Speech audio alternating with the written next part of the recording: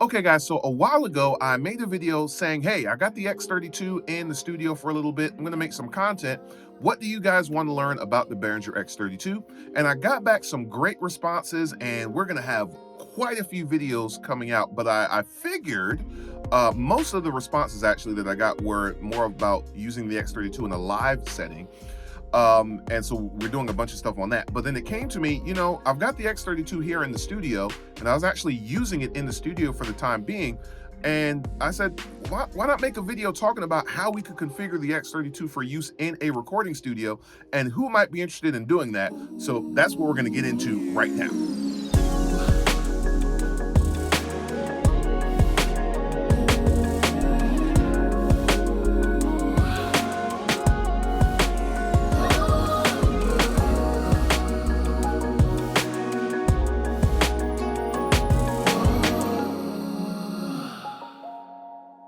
McCray Music.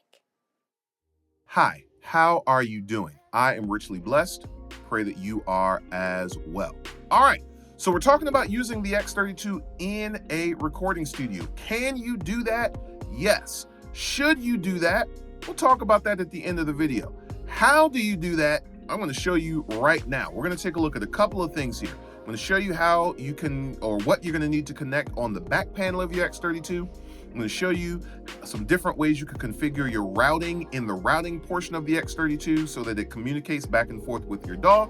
And then I'm going to show you what you need to set up inside of your DAW so that you can use your X32. Before we get into this, please take a moment and like this video, and feel free to subscribe to this channel, and so you know kind of what's going on. And if you have not yet become a member, feel free to hit join so you can get access to the control room content. And without further ado, let's talk about using the X32 in your studio. All right, guys, let's take a look at our back panel. I'm gonna use this drumstick here as a pointer, all right? The first thing that I want to point out is we're going to be connecting this to our DAW computer via USB, and this is the port that we want to connect to right here. So there are two USB ports back here. We want to make sure we're connecting to the one here that says USB audio interface. So this guy right here, not this one over here. This one is for remote control, as you'll see in our video where we do a full tour of the environment here. We want to connect physically to this port right here, and we're going to use an old school USB cable, which looks like this. I don't know if you can see this really well. I'm trying to hold it so you can see it, but this is kind of what that looks like. I'll put a link to one in the description of the video, right? So the one end, I think this is like USB-A, right, where it has the flat end, and then the other end is like this like U shape. I'll try to put it over here. Maybe you can see it better here. Yeah, you can see it much better on this camera, right? You can kind of see what that looks like. So that's what we want. We just connect that right over in here. Boom, connect the other end to our DAW, and we are good to go. Now, as far as being able to hear, right, we obviously need to connect our monitors. Two ways we could do that. I like to connect to the monitor outs here so that way I can use the monitor controller at the top of the Behringer to control the level of my monitors. But if you wanted to or needed to use an aux out and route the output to an aux out, you could do that. If you wanted to use one of the physical XLR outs, you could do that. Of course, you would need to configure your routing properly in order to do that. And then, of course, we would configure our inputs. Either we're using our physical inputs here, or we're connected to a stage box, right, via the AES port right here. We'll take a look at the routing in just a moment and talk about how we would route those things. But that's all we need to do. Connect our USB, connect the other end to our DAW computer, have our monitors connected some type of way, and we're good to go in regards to the back panel. Let's take a look at how we can set up some routing inside of our routing section for our DAW. Okay, guys, let's talk about how we can configure our routing inside of our X32 so that it works with our DAW. And there are two things that we need to make sure we set up. One, we need to figure out how signal is going to be sent or received in the DAW from the X32. And then secondly, we need to figure out, if we're going to be using the X32 for both inputs and outputs, we need to figure out how we're going to get sound from the DAW back to the X32 so that it shows up somewhere on the console. And I say if, because this video is assuming you are using the X32 as your main audio interface for both inputs and outputs, but there are many things you could do, right? We could have multiple devices where you're using the X32 just for your inputs, but maybe you're using some other audio interface or just the audio card inside of your computer for outputs. Or maybe if you're using a Mac, you've set up a multi-output device, or even for inputs, maybe you set up a aggregate device inside of your Mac in the audio MIDI setup, where you're using this in conjunction with other things, right? I don't know what the equivalent of that would be on a Windows machine. Also, don't use Windows machines for audio, use Macs. But anyway, that's another conversation for another time. Let's go over to our routing section. So let's do that. Go to routing. And the first thing we need to configure are the inputs, right? How is sound or audio passing into the X32, right? Do we have things connected physically, locally on the back of the X32? Are we using a stage box? Whatever the case might be. So we can see here that I have this set up with all local, right? So I have 1 through 8, 9 through 16, so forth and so forth, down to 32. Obviously, there are only 16 physical inputs on the back of the X32 Compact. So really, I'd only be using 16, and these I'd have to have a stage box if I wanted to have the other 16 channels, right? But this is saying I'm receiving input from those. Obviously, if we were pulling in input from a stage box, we would go and assign that, okay? Now, you'll also notice over here, because I am using the X32 for inputs, but also I'm having signal pass back through the X32 so I can actually hear audio from the DAW. You'll notice for my aux in over here, I have chosen to use cards 1 and 2 for my aux ins. And that means that the output from the DAW is receiving from the outputs 1 and 2 from the DAW, which are the main stereo outs from your DAW right in the card. Those are showing up on aux 1 and 2. If we look at aux 1 and 2 over here, I don't know if you guys can see this. Let me just change this coloring real quick so that you guys can maybe see this a little bit better. Hopefully you can see it better now. But if you notice over here on aux 1 and 2, I have DAW left and DAW right. So the audio is coming back from the DAW and it's hitting aux 1 and 2. And then it's going out either through my main left and right or through my monitor routes, however it is I have it set up with my output routing.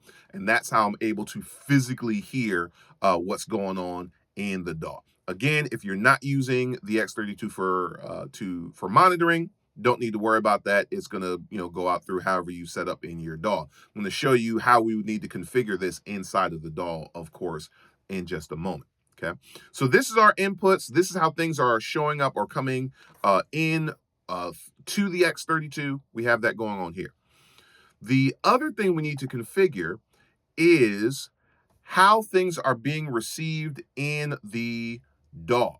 So I want you to think of this. I know this says expansion card outputs, but I want you to think of this as the channel that is receiving the information in the DAW. All right, that's how I want you to think of that. It could be confusing, I know, but I want you to think of this as these are the channels that I want to be able to choose in my DAW to be able to hear information. So I have it set up as local 1 through 8, 9 through 16. This means that whatever the signal is on channel 1 here, which right now I have a wireless, a microphone on channels 1 and 2, whatever is coming in channel 1, if in my DAW I select input 1, that's going to be the direct out from this channel. All right, 2, 3, 4, and down the line, right?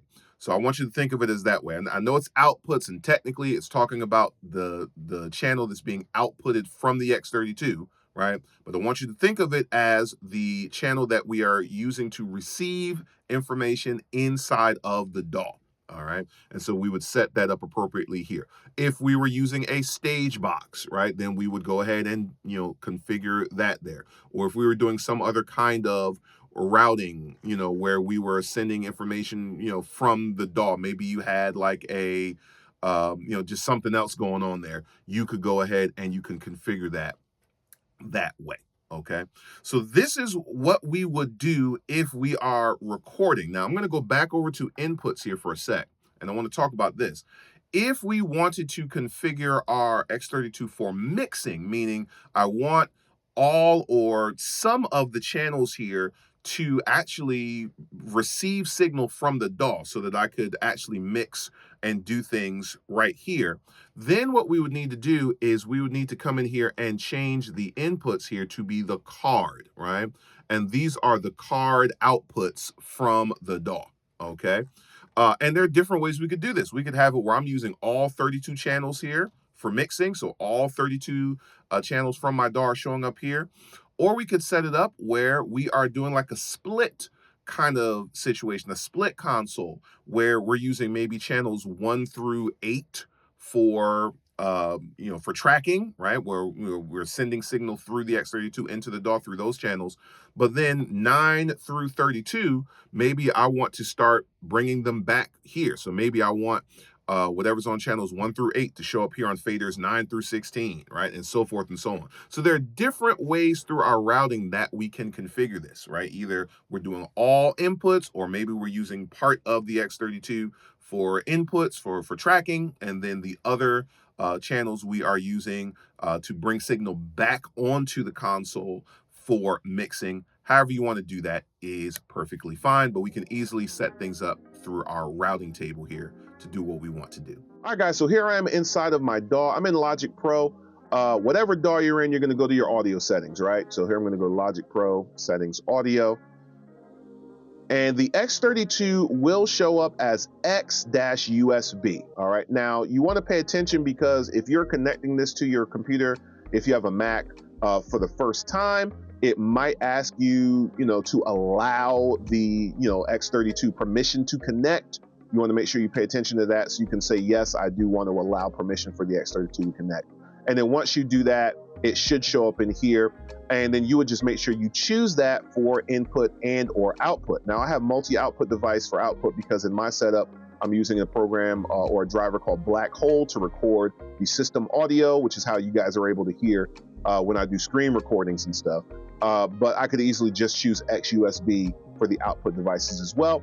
And then that is going to cause it to show up inside of your input settings and your output settings based on how you've set up your routing inside of the X32, which we're going to take a look at in a few moments, right? So again, audio settings, X-USB, make sure that's set up as your input and or output devices.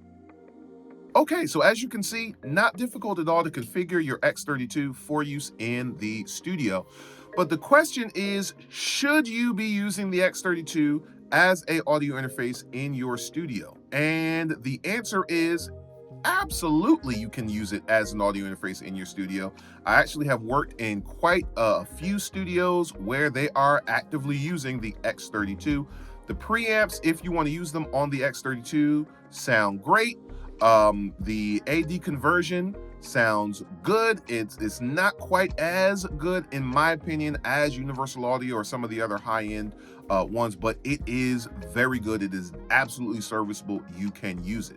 Now, who is it actually for, though, right? Who should be making an investment to get an X32? Because this is going to be, at least if you get the X32 compact by itself, that's going to run you about $1,500 or so, maybe a little bit more, maybe 18, depending on where you're getting it from. But then if you choose to get that with the stage box, so let's just say round number, getting the X32 with a digital snake and whatever cables you need, let's just say $3,000. This is a $3,000 investment that you're making. So who should be making that kind of financial investment? Well, there are two people who I think this could suit. One is the individual who is needing to record a lot of inputs at once. And by a lot, I really mean more than 6 to 8 inputs, right? We need 6 to 8 preamps, specifically, I should say, at one time. The X32 is great for that, because on the X32, you get 32 preamps. Not only do you get 32 preamps, but on each of those 32 channels, you get onboard compression and onboard EQ and onboard gating, right? So that is really good. Now, for context, if you were going to buy an audio interface, just a regular audio interface that let you bring in 8 channels with 8 preamps, right? If you are going to get that from Universal Audio, that would be the Apollo 8 XP, I believe, is what that's called. That's going to run you over probably 3,000 or more by itself, and that's just for 8 preamps, right? If you are interested in getting the Apollo 6P, which is the one that I am looking at, to get that new is going to run you $2,400, right? So compare that to spending $2,400 or $3,000 for just 8 preamps, as opposed to spending the same amount of money and getting 32 preamps, right? This is for you, right? The only reason I'm not considering doing that is because I'm not pulling anywhere near that many channels. The most channels I have, or the most inputs I've taken in a recording session in this space at once has been 3, maybe 4. It has not been more than 4. It has probably been 3 at one time. All right. But if I were in a situation, and when I do transition to a situation where I'm wanting to be able to record a full band and all that kind of stuff in my space, I definitely am going to consider the X32, right? Because 32 channels, right? So that is the person who should be considering that. The other type of person who should be considering the X32 is someone who wants to actually use a digital console for mixing, right? You actually want to use faders. You want to maybe actually use the onboard EQ and, you know, compression and things like that. And you want to use that to mix, and then you're going to print that mix back into your DAW that way, right? Or, you know, maybe send it out to some outboard gear for mixing and then print all that stuff back to your DAW. If you're going to be doing that, the X32 is great for that as well, because on a digital console, of course, we can save scenes. So that means it's going to be much, much easier for you to recall your mix than it would be if you were doing that on an analog console, right? Now, automation and stuff, I'm not sure. I haven't actually done that on the X32, so I'm not sure if you do right automation in your DAW, if it's gonna automatically like move your faders and things like that. I'm not sure if that level of control works.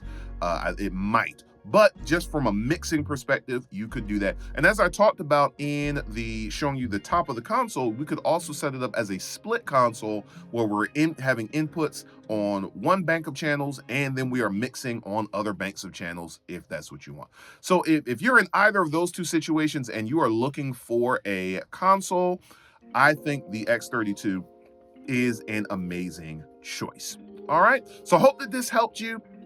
Again, we've got a lot of videos coming out. Pretty much all the other videos coming out on the X32 are going to be geared more towards using it in a live audio setting. So if you have more studio questions, you're going to need to ask them in the chat, or if you want me to make another video dealing with using the X32 in the studio, you're going to want to leave a comment so that I know to do that, because I have no plans of really doing any more videos of using the X32 in the studio. All right, so go ahead and comment. Leave comments here if you have questions, thoughts, other videos you want me to make about using the X32 in the studio. Feel free to do that. Again, make sure you like and subscribe to this channel. And if you want to join, hit the join button. It's only $1.99. Control room content. There's a bunch of stuff that's coming out starting in February, so you want to get on top of that. Or if you want to join via Patreon, you can use the link in the description of this video to do that as well. All right, see you guys again soon in another video. Thanks so much for watching, guys. Peace.